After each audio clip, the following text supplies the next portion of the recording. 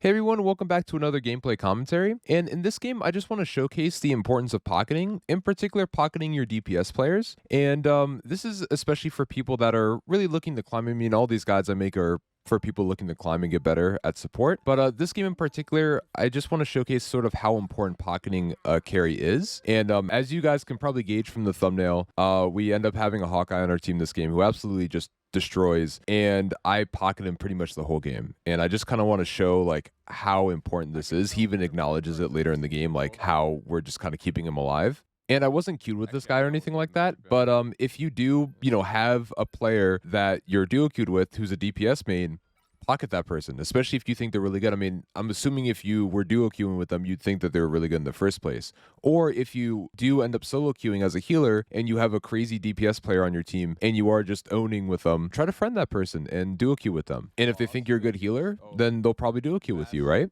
So yeah, I just want to show that this game, and let's go ahead and get right into it. All right, welcome back. Due to the power of editing, we have skipped all the boring stuff, or most of the boring stuff, I guess. But this game I picked Sue, just like every game, don't be surprised. And so now, obviously, we're just pushing out. Now, when I first started this game, I didn't really think about pocketing any specific player, right? I just go in this game with the same mindset I always go into. That's heal everybody that I can. But I think it's important to see, like, if you do have a carry on your team, it's important to recognize who that carry is. And it's, of course, going to be the guy that's playing very, very well. So I think this game, like, both my DPS players play extremely well. And one thing I notice a lot of supports don't do that much is that they don't heal their DPS as much. Of course, you want to heal everybody that you see, but people tend to LOS or lock onto the tanks because the tanks, of course, are taking the most damage, right? They're the front line. And they don't really like look at the DPS as often as I think that they should. In fact, whenever I'm healing DPS characters more than I'm healing tanks, I actually tend to win those games more than if I were to just like kind of stay on the tanks. And I think that's because the DPS can really carry a fight if they're getting the correct heals, because they're the ones that are typically doing the most damage, right? Assuming that they're not bad. So we have an Iron Fist on us, and we just kind of want to push up here. And then I noticed that my Hawkeye was killing a lot of people, so I was like, you know what, let me just start playing around this guy. So I think this is kind of like the point in the game, pretty early on, that I realized, like, hey, this Hawkeye's kind of owning. Let me start playing with this guy. And that's what I think you should be trying to do every single game, is just recognizing that initially. I mean, look at this, like, a lot of this damage is coming from him. I even just took that kill, but it's because of his arrow that's, like, doing all this damage that I was able to get that kill. But here, we're just sticking onto the Hawkeye, and Iron Fist is doing Iron Fist things, floating up in the air and finally dying, which is great. We have a pretty good push-off point, and we're able to capture this now. But yeah, it's just recognizes, like, okay, this guy's clearly owning, right? Maybe he just got 3 kills, 4 kills, whatever it is. Let me go ahead and kind of focus this guy. And that's kind of like an important part of my mindset I go into, like, every single game is, sometimes I just don't know who these players are, or maybe I do know who they are, and I pocket them off the rip, right?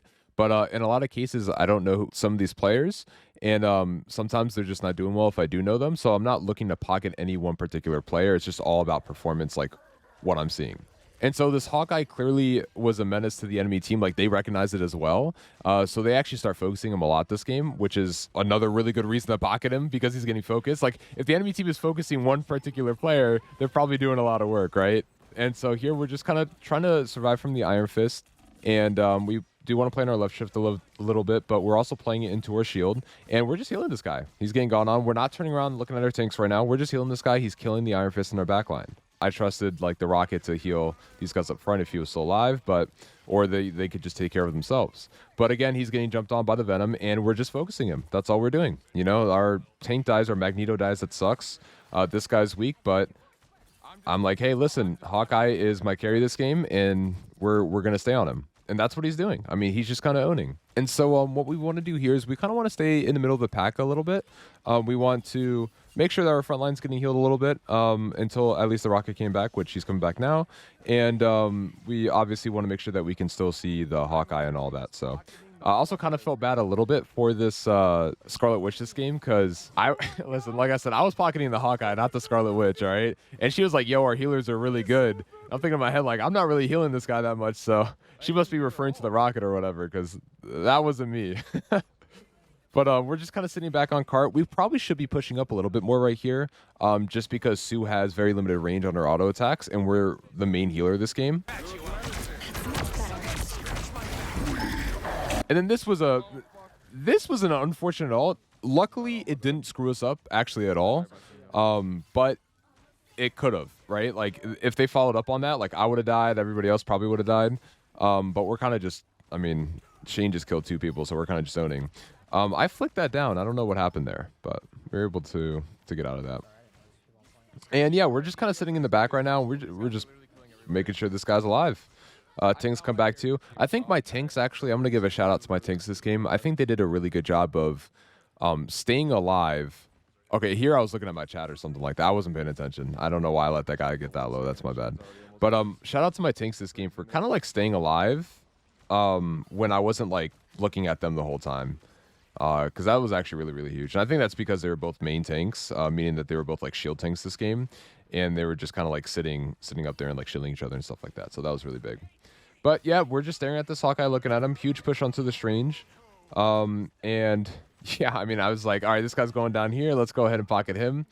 And dude, like he's like, look, these guys are just jumping on him. They can't kill him. Even Mag comes back to bubble him. Like everybody knows what's going on here. And he's just killing everybody. Oh my God, I'm just pocketing him so hard. I think Shane got a couple kills right there too, which was massive. But yeah, no, this is just fun. I mean, there's just not much more to say about what's going on here. You just gotta stay on somebody. But this is kind of like the importance of pocketing, right? Like this is what's so good about it, is that if you do have that carry player and you can kind of sit on them like what I'm doing here with this Hawkeye, you can literally just, you and him could just carry the game. That's kind of what's going on. I mean, the thing about support is that support, like, you're here to support people, right? You're here to heal people.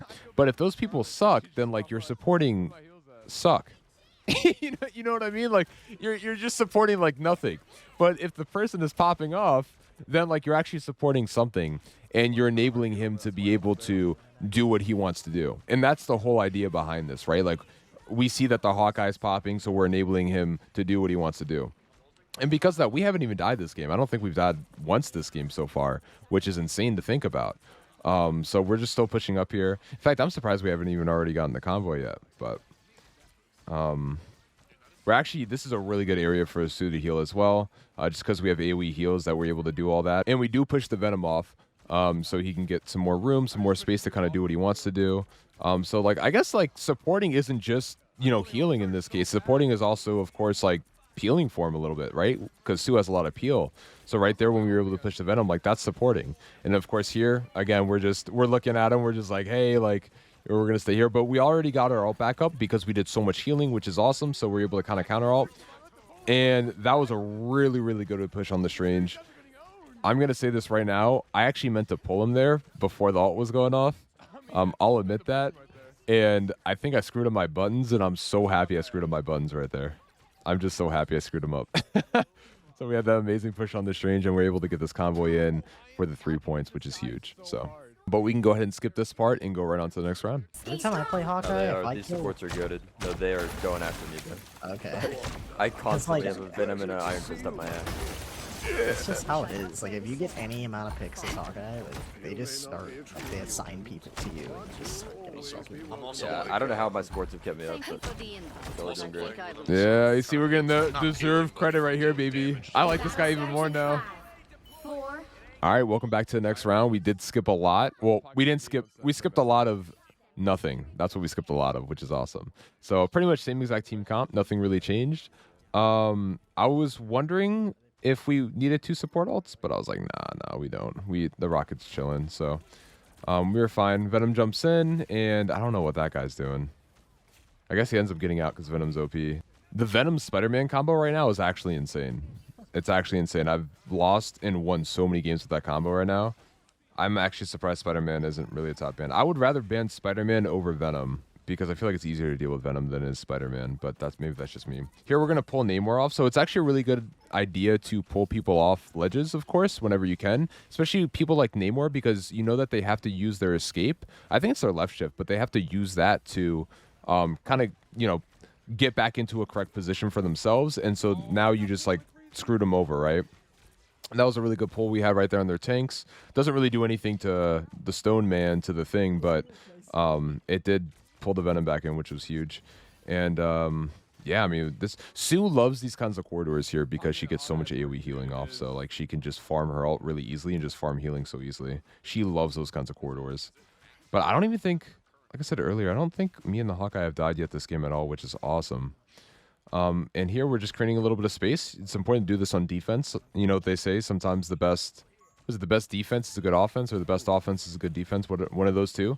In any case, though, like here we're kind of playing offense a little bit because it's a pretty good defense. And we just come back here, great bub by the mag to make sure I'm safe. And right now all I'm doing is I'm just looking at the Hawkeye. I don't care about anybody else. I'm looking at the Hawkeye. We end up ulting too. We actually did not need to ult here. This was kind of like one of those ults where it was like, well, they Su ulted, so I'm going to counter Su ult. We're already kind of winning the fights. And then I think our mag just had a really, really good ult onto their Su, which ended up canceling their ult. Because, of course, he killed her. And I did my ult, like, right when that happened, I guess, or maybe, like, a second before that happened. So, in hindsight, we didn't need the ult there, but, of course, it's hard to, like, see that in the moment. But, yeah, I mean, it's fine. We're still, like, kind of hard winning. I do kind of wish I had my ult, though, just in case, but we're chilling. Hawkeye gets another great kill. Oh, that's 2 kills. And, okay, so what's weird is I didn't think the thing ult was blocked by Su shield, because I've seen it go around Su shield actually quite a bit. I didn't think shields blocked it, but I guess they do? I don't really know. I feel like it's like a little inconsistent with the coding there, because right there it blocked it. Well, maybe it's because he died.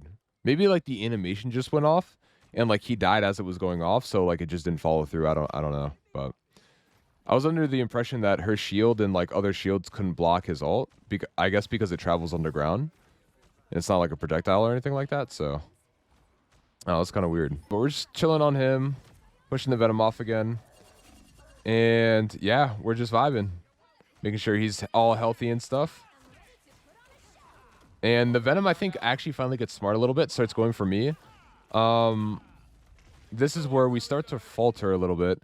I don't know why he's on the Hawkeye the whole time. So, like, that's another thing, too. I feel like this guy wasn't... I don't want to say he was playing bad, but, like, I guess he definitely wasn't playing good. I think this Venom should have, like, been switched to me whenever he could. But the thing about Su is she's kind of hard to stick onto because of her double jump and her shield and all that kind of stuff. Like, she has self-peel and pushes. But Venom's little rope ability, his latch on, whatever it's called, is actually really good at, like, following Su and her invis as well. So I think this guy actually should have been going for me this whole game. So I think that's kind of where he screwed up. But in any case, though, he wasn't, so it made my job a lot easier. And I knew there was somebody behind me here, so that's why I kept, like, looking back and turning around. But just chilling. We ult here, maybe a little bit premature. I think it was fine. I thought that Namor ult was going to hit more people, but it just ended up hitting the Magneto. And we already had a good hold on them, and I was like, I don't really want to lose this hold at all. So I just ended up ulting there. But again, I think that was maybe a little bit premature. We didn't really have to ult there. We could have definitely just, like, solo healed the mag while he was on the floor. But here we're just positioning backwards and making sure everybody's in front of us and that we can see everybody. See, that would have been a better Su ult right there. That would have been a really good ult. But everybody's still alive, and we're able to just, like I said, Su loves this group healing. It's insane for her. She just gets so much healing off. And I'm already back to 61% of my ult, and I just use it. And this is, like, you know, post, like, healer ults getting nerfed meta, so... I feel like I would have already had my ult back if this was, like, pre-season 1.5 patch. But we're at 70%. And a lot of this comes down to positioning, guys, to be honest. Like, just making sure that, like, we're close enough to heal, but far enough to where, like, they don't want to target us, or it's hard for them to target us. And where we can kind of still see everybody. So while we back up a little bit, let's make sure he's good, make sure he's okay. Rocket actually... One good thing about Rocket is he can sit super far back and heal everybody on the field because his heals don't have any bounds on him, which is super, super nice. But he died, so we got to make sure that... Like, we're main healer this game, so we're definitely going to be... Like, we should be out healing him in every single fight. And especially when he's dead, we have to make sure, like, you know, we're on point with everything because we're the only healer up. But yeah, I mean, dude, these guys, like, my teammates are just popping right now. Hawkeye has only died once this game. Same with myself.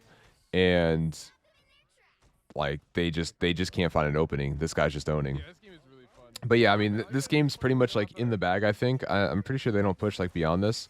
So there's not really much more to say here. But like I said, it's just like I said at the beginning of the video, just try to find like a DPS player in every game. Look for that DPS player that is owning. If nobody's owning, play Mantis. No, I'm just kidding. But if nobody's owning, it's going to be kind of hard. At that point, you know, just try to heal everybody. But if there is one guy that just stands out to you that's absolutely just playing lights out like this, I would just prio him over anybody else every single time. That was a really, really good Scarlet ult, by the way. That was huge. But I would just prio that individual over anybody else, and then just try to like see if you can play with them afterwards. I think I ended up adding this guy afterwards because I'm like, yo, like this guy's insane. He was even saying too, like what was cool is my team was giving him praise, and then he was giving us praise as the healers. He was like, bro, my healers are keeping me alive. Like, this is insane. I'm not dying at all. He's like, I'm getting dove, and my healers are just doing whatever. That was pretty much me. I don't know what the Rocket was doing, but we'll give Rocket some credit there.